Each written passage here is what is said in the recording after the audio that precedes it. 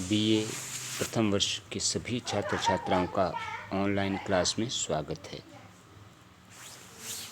देखिए, आज online class का तीसरा दिन है और हमारा जो टॉपिक था लोकतंत्र पे हमने जो है दो पहले ऑनलाइन क्लासेस लगा ली हैं। पहले दिन लोकतंत्र की सामान्य परिचय और उसकी विशेषताएं बताई गई थी और कल जो है लोकतंत्र शासन प्रणाली के गुणों पर जो है हमने चर्चा की थी। कल वाले टॉपिक पे थोड़ा सा वापस एक बार ब्रीफली नज़र मार लेते हैं। तो लोकतंत्र के गुणों के बारे में हमने बताया था कि ये शासन प्रणाली जो है लोगों के कल्याण के लिए है। इसमें जनता का नैतिक उत्थान ज़्यादा होता है। समानता और स्वतंत्रता लोगों की जो है इस शासन प्रणाली में बनी रहती है। विश्व शांति का ये समर्थन करती है लोकतंत्र शासन प्रणाली। क्रांतियों से इस शासन प्रणाली में सुरक्षा मिलती है। देशभक्ति का स्रोत है लोकतंत्र। देखिए, भारत जो है ये भी बहुत बड़ा एक लोकतांत्रिक देश है। तो यहाँ जो है ये चीज़ें हम देखने को मिलती हैं कि हमें समानता है, स्वतंत्रता है, क्रांतियाँ वगैरह नहीं होती, लोगों के कल्याण पर ज़्यादा से ज़्यादा ध्यान दिया जाता है। तो ये सब विशेषताएं या ये सब गुण जो हैं हम वर्तमान में हमारी शासन प्रणाली में देखते हैं व्यवहारिक रूप से। देखिए, विचारकों ने जो हैं लोकतंत्र के गुणों के साथ साथ लोकतंत्र के कुछ दोष भी बताए हैं कि लोकतांत्रिक शासन प्रणाली में कौन कौन से दोष होते हैं, क्योंकि हर सिक्के के दो पहलू होते हैं। जहाँ एक संस्था या प्रणाली में गुण होंगे तो उसके साथ कहीं ना कहीं उसके दोष भी छिपे रहते हैं। तो गुणों के बारे में जो है वो कल हमने चर्चा कर ली थी और आज जो है लोकतंत्र के दोषों पर हम विस्तार से चर्चा करेंगे।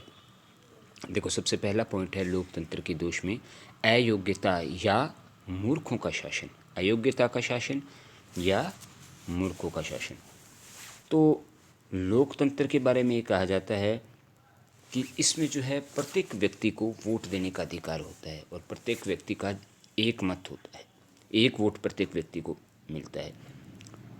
अब योग्यता की दृष्टि से देखिए, सारे लोग जो हैं वो समान नहीं होते हैं। लोकतंत्र में योग्यता की बजाय संख्या पे ज़्यादा बल दिया जाता है। अब कोई व्यक्ति विद्वान है, कोई व्यक्ति मूर्ख है, हर तरीके के लोग जो हैं पाए जाते हैं।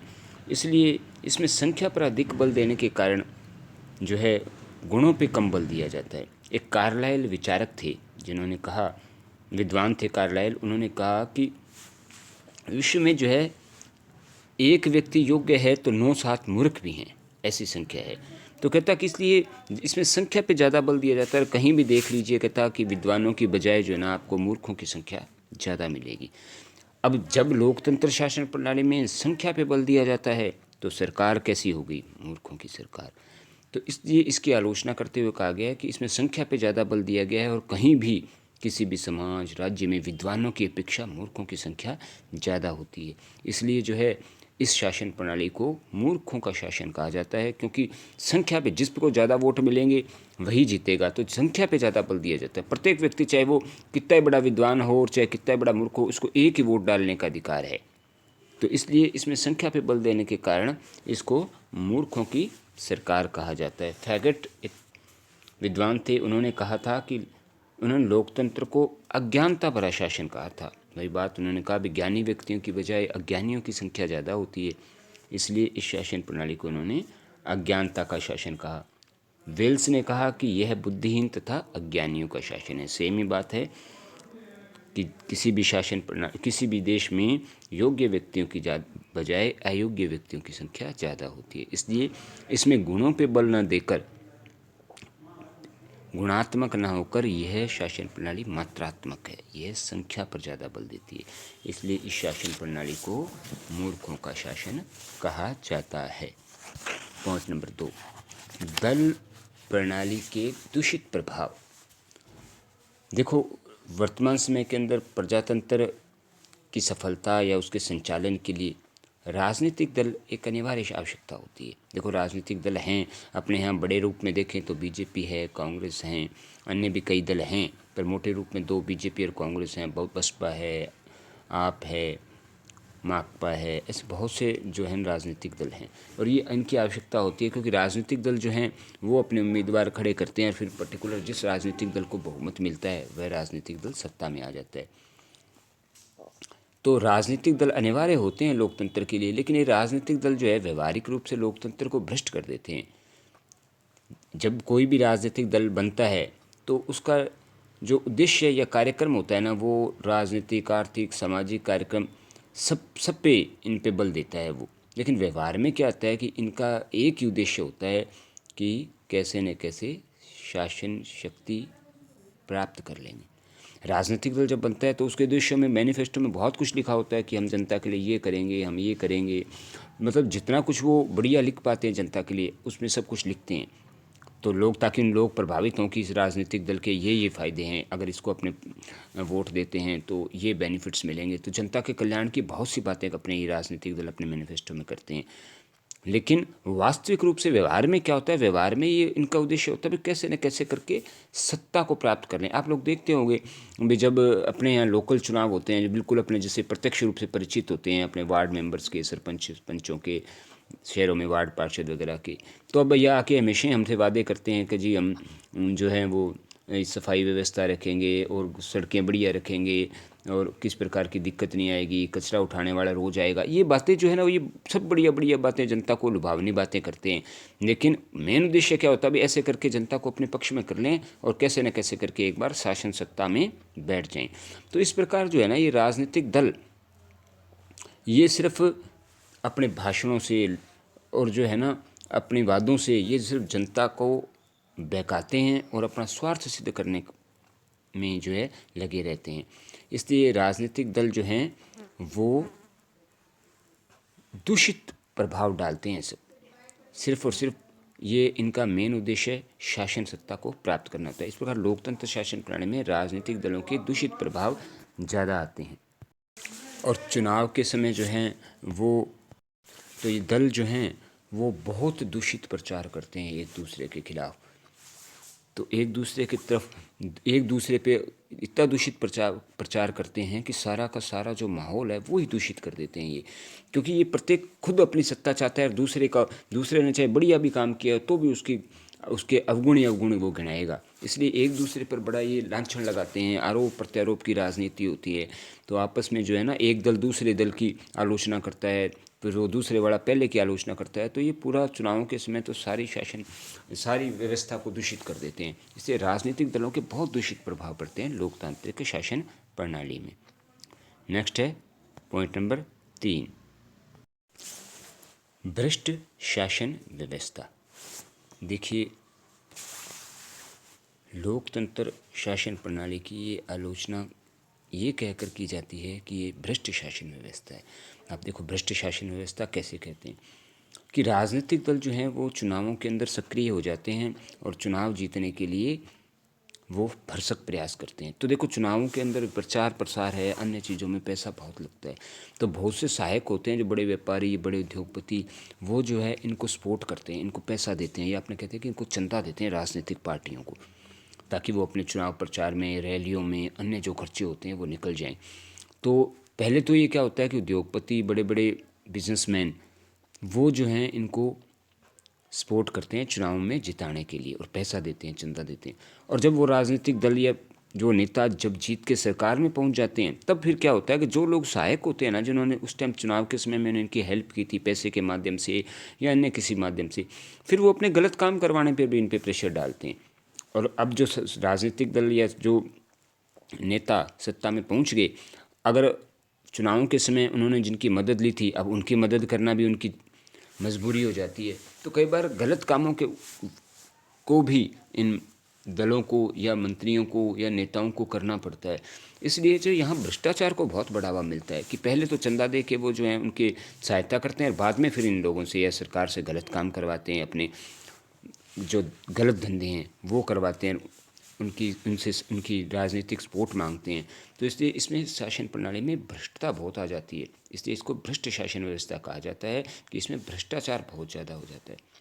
पॉइंट नंबर 4 देखो, सार्वजनिक धन और समय का अपव्यय। देखो लोकतांत्रिक शासन प्रणाली है, उसके अंदर धन और समय दोनों का ही बहुत अपव्यय होता है, मतलब बहुत खर्च होते हैं, धन और पैसा दोनों ही। लोकतंत्र जो है उसके अंदर, लोकतंत्र में जो है वो चुनाव जब होते हैं, चुनाव के अंदर बहुत अधिकारियों की ड्यूटी लगती है, सरकारी अधिकारी लगते हैं, पुलिस होती है, मतदाता चुनाव आयोग के काम हो जाते हैं, मतदाता सूचियां तैयार करनी पड़ती हैं।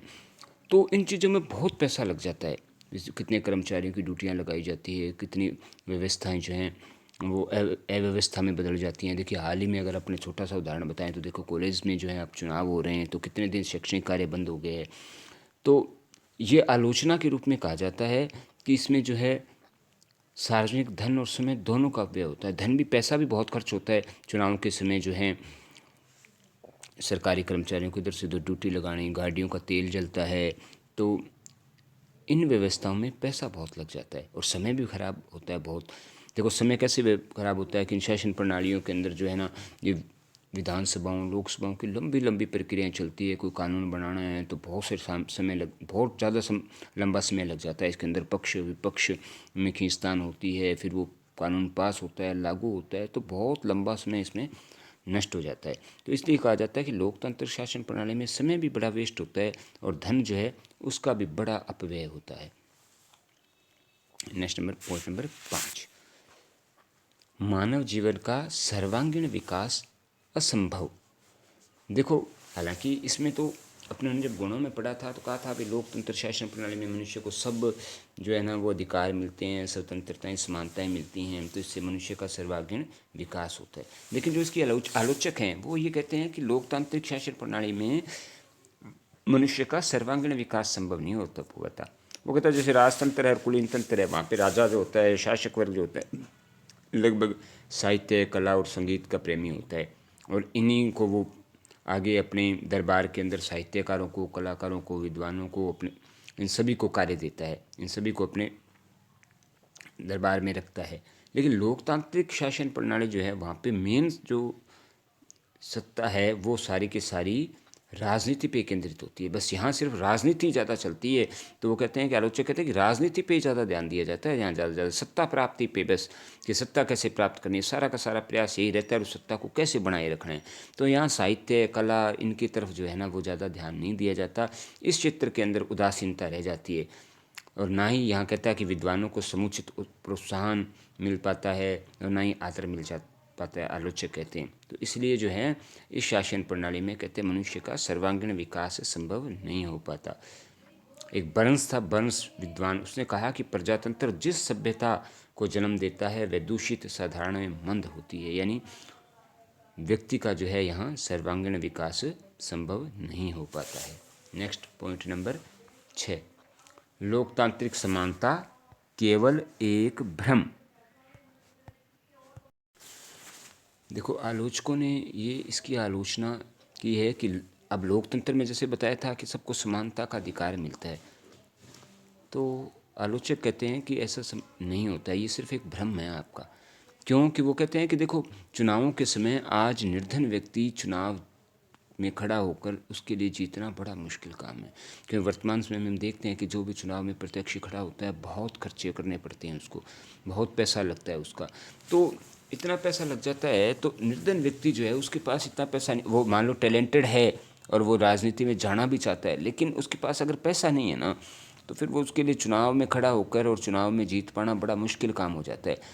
लेकिन शासन प्रणाली ये कहती है कि सबको समानता का अधिकार है, लेकिन व्यवहारिक रूप से देखिए कि जो धनवान व्यक्ति है वही चुनाव की तरफ ज़्यादा सक्रिय होते हैं। पैसा पानी की तरह बहाया जाता है, चाहे वो किसी भी तरीके से बहाया जाए, लेकिन निर्धन व्यक्ति के लिए संभव नहीं है। आज जो जितना प्रचार, जितना पैसा लगाता है, जीत की संभावनाएं उसकी ही ज़्यादा बन जाती हैं। इसलिए समानता चाहे बेशक लिख दिया आपने, लेकिन समानता जो है वो केवल एक भ्रम मात्र है। सिर्फ और सिर्फ धनवान व्यक्ति जो है ना वही ज़्यादा सत्ता के अंदर पहुंच जाते हैं। फिर आलोचक कहते हैं कि जो धनवान व्यक्ति जब सत्ता में पहुंच गए तो आगे जब वो कानून निर्माण, नीति का निर्माण करेंगे तो फिर वो किन लोगों का ध्यान रखेंगे, एक विशेष वर्ग का, अपने ही वर्ग का ध्यान रखेंगे। निर्धनों के लिए वो कुछ नहीं करेंगे, क्योंकि धनवान व्यक्ति जो है वो चुनाव जीत के जाएगा, धनवान व्यक्ति उसको सपोर्ट करेंगे, तो ज़्यादा ध्यान भी वो बड़े बड़े बिजनेसमैन, उद्योगपति इनको देख के, नियम कानून भी इनको देख के बनाएगा। इसलिए यहाँ जो है वो समानता कहीं नहीं मिलती। आगे वो नियम कानून भी बनाता है तो बड़े लोगों के लिए बनाता है, इसलिए निर्धन व्यक्ति का यहाँ जो है ना उसको अधिकार जरूर है, लेकिन व्यवहार में ये अधिकार जो है सिर्फ और सिर्फ केवल एक भ्रम रह जाता है। नेक्स्ट पॉइंट है अनुत्तरदायी शासन। देखो अब आलोचक जो हैं इसको अनुत्तरदायी शासन प्रणाली मानते हैं। कहते हैं इसमें लोग किसी का उत्तरदायित्व निश्चित नहीं होता है और हर पार्टी हर दल एक दूसरे पर ही आरोप लगाता रहता है। कोई भी किसी भी चीज़ का उत्तरदायित्व अपने पास नहीं लेता है। कार्यपालिका व्यवस्थापिका पे, व्यवस्थापिका कार्यपालिका पे, पक्ष विपक्ष पे, विपक्ष पक्ष पे जब कहीं भी कोई ऐसी घटना या ऐसा कोई कार्य हो जाता है जिसमें उत्तरदायित्व तो लेना पड़े तो ये एक दूसरे पे आरोप लगाते रहते हैं। अब तेल की कीमतों को देख ली, इतनी बढ़ गई तो केंद्र सरकार राज्य सरकारों पे कि आप वैट नहीं कम कर रहे, राज्य सरकार केंद्र सरकारों पे भी आप पैसा कम नहीं कर रहे हो तेल। तो एक दूसरे पे आरोप प्रत्यारोप यहाँ चलता रहता है। उत्तरदायित्व कोई भी लेता कि हाँ जी इस चीज़ के लिए हम जिम्मेदार हैं। इसलिए इस शासन प्रणाली को अनुत्तरदायी शासन प्रणाली कहा जाता है। यहाँ उत्तरदायित्व एक दूसरे पर ही डाल दिया जाता है और कोई भी स्वयं अपने उत्तरदायित्व को ग्रहण नहीं करता। इसलिए इस शासन प्रणाली को अनुत्तरदायी शासन प्रणाली कहा जाता है। नेक्स्ट पॉइंट है मतदाताओं की उदासीनता। देखो लोकतंत्र शासन प्रणाली में संख्या पे बल दिया जाता है और ये भी कहा जाता है कि इसमें जो है वो लोगों को वोट देने का अधिकार मिलता है, लोग सक्रिय जागरूक होते हैं। लेकिन वास्तविक में व्यवहारिक रूप में वास्तविक में क्या है, अब देखते हैं कि जहाँ भी वोटिंग होती है कहीं 50% हुई है, कहीं 55% हुई है, कहीं 60% हुए वोटिंग हुई है। तो यानी कहने का मतलब है कि अगर 60% या 50% वोटिंग हुई है तो बचे हुए 40 और 50% लोगों ने वोट ही नहीं डाला। तो देखो इतने बड़े भूभाग के में 40% वोट जो वोटर हैं वो अपने वोट का प्रयोग ही नहीं करते हैं। तो फिर हो सकता है उनमें बहुत विद्वान लोग और उनका वोट का फ़ायदा मिल सके, लेकिन मतदाता जो है वो बड़े उदासीन होते जा रहे हैं और वो जो है स्वयं उसमें वोट में भाग नहीं लेते। तो इसलिए जो है मतदाताओं की जो उदासीनता है ये भी एक इसकी बड़ी आलोचना है। अब 60% के अंदर कितने विद्वान हैं कितने नहीं, इस बात की क्या गारंटी है। एक बहुत बड़ा भाग वोटों से वंचित रह जाता है तो सबकी सरकार नहीं रह पाती। वो इन 60% तो नहीं चुनी है, 40% का तो इस लोकतंत्र में कोई रोल ही नहीं है। और इतनी बड़ी जनसंख्या के अंदर 40% लोगों का लोकतंत्र में रोल नहीं होना ये भी एक गंभीर विषय है सोचने का। तो इसलिए मतदाताओं की उदासीनता इस लोकतंत्र का सबसे बड़ा दोष है जो आलोचकों ने बताया है कि वोटिंग कहीं भी 100% नहीं होती है। बहुत से वोटर वोट ही नहीं डालते हैं, लोगों को मतलब ही नहीं है राजनीति से। तो इसलिए यह लोकतंत्र की आलोचना है कि यहाँ मतदाताओं की उदासीनता लोकतंत्र को विफल बना देती है। नेक्स्ट पॉइंट नंबर 9, पेशेवर राजनीतिज्ञों का विकास। अब देखो क्या है कि जैसे शिक्षण एक कला है वैसे कि वैसे राजनीति भी एक कला है और उसके लिए व्यक्ति परफेक्ट विद्वान ज्ञानी व्यक्ति होना चाहिए। लेकिन लोकतंत्र में क्या लोकप्रियता पे ज़्यादा बल दिया जाता है, योग्यता और गुणों पे नहीं। अब जो कोई भी व्यक्ति है वोट में खड़ा हो गया, एक विद्वान व्यक्ति है एक अयोग्य व्यक्ति है, लेकिन अगर अयोग्य व्यक्ति अपनी लोकप्रियता को किसी भी तरीके से ज़्यादा बढ़ा ले तो वो अयोग्य व्यक्ति शासन सत्ता में पहुँच जाता है। तो यहाँ क्या है कि लोकप्रियता ज़्यादा महत्व रखती है, गुणों और विद्वानता यहाँ कोई मायने नहीं रखती है। और क्या होता है कि आजकल तो लोगों ने जो है इस तरीके का एक राजनीतिक धंधा बना लिया है कि जो बड़े अमीर और रईस हैं वो राजनीति में आके और चयनित होके चुन के और आगे जो है अपने बिजनेस को बढ़ाने में उस राजनीति का फ़ायदा उठा लेते हैं।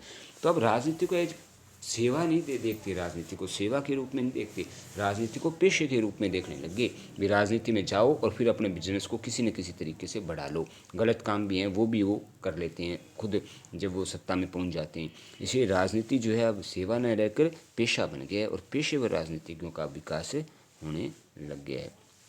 नेक्स्ट पॉइंट है राजनीतिक शिक्षा केवल दंभ यानी वहम है केवल एक कि राजनीतिक शिक्षा जो है हमें लोकतंत्र के अंदर मिलती है।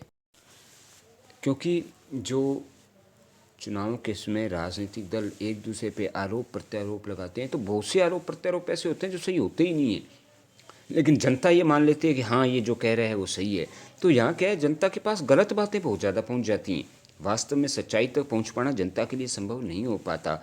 तो अब यहाँ राजनीतिक शिक्षा सही ना मिलके जो है लोगों को गलत शिक्षा मिल रही है, गलत ज्ञान मिल रहा है। इसलिए राजनीतिक शिक्षा जो है वो अब हर दल चाहे उसने सही कर दिया विपक्ष पार्टी ने, लेकिन फिर भी विपक्ष जो है उसे किसी न किसी तरीके से गलत साबित करने की कोशिश करता रहता है। तो यहाँ जो इस खींचातान के अंदर राजनीतिक शिक्षा सही नहीं पहुँच पाती लोगों के पास। अब जो राजनीतिक दल बात कहते हैं लोग मान लेते हैं भी हाँ ये सही है, तो चाहे वो बात गलत ही क्यों ना हो, तो इसलिए जो है ज़्यादा लोगों के पास गलत ज्ञान मिलता है, गलत शिक्षा मिलती है। तो इसलिए यहाँ लोकतंत्र में राजनीतिक शिक्षा केवल मात्र एक वहम है। वास्तव में सही राजनीतिक शिक्षा लोगों तक लोकतंत्र में नहीं पहुँच पाती। नेक्स्ट और लास्ट पॉइंट है युद्ध व संकट के समय निर्बल। देखो, जो लोकतंत्रीय सरकारें होती है वो युद्ध और संकट के समय एकदम निर्बल होती हैं, क्योंकि जब किसी देश पे एकदम संकट आ गया, युद्ध आ गया, तो क्या है उस समय बहुत शीघ्रता से निर्णय लेने की आवश्यकता होती है कि जल्दी से जो है निर्णय लिए जाए भी अब देश में क्या किया जाए। लेकिन जहाँ लोकतंत्र होता है वहाँ ऐसी शीघ्रता से ऐसा कोई कार्य नहीं हो पाता। तो इस समय क्या होता है, संकट के समय देश की स्थिति निर्बल हो जाती है, क्योंकि जहाँ अब लोकतंत्र में तो क्या है कि कोई भी निर्णय लेना है मंत्रिमंडल से विचार विमर्श के बाद लिया जाएगा, सबसे विचार विमर्श करना पड़ता है। इतने समय नहीं होता है संकट काल के समय में। संकट काल समय तो त्वरित निर्णय लेना होता है। अगर एक व्यक्ति का शासन है, राजा का है, तो राजा तुरंत निर्णय ले लेगा भी क्या करना है अपने को। लेकिन यहाँ लोकतंत्र में क्या है कि सारा मंत्रिमंडल से विचार विमर्श करने के बाद फिर निर्णय लिया जाता है भी क्या करना है, इसमें समय बहुत लग जाता है। और युद्ध और संकट के समय बहुत महत्व रखता है। इसलिए युद्ध और संकट के समय इस शासन प्रणाली को एकदम निर्बल शासन प्रणाली कहा जाता है। इसमें त्वरित निर्णय लेना एकदम संभव नहीं है। तो ये था लोकतंत्र के दोष का पॉइंट। आज लोकतंत्र के गुण और लोकतंत्र के दोष जो हैं समाप्त हो चुके हैं। ठीक, थैंक यू।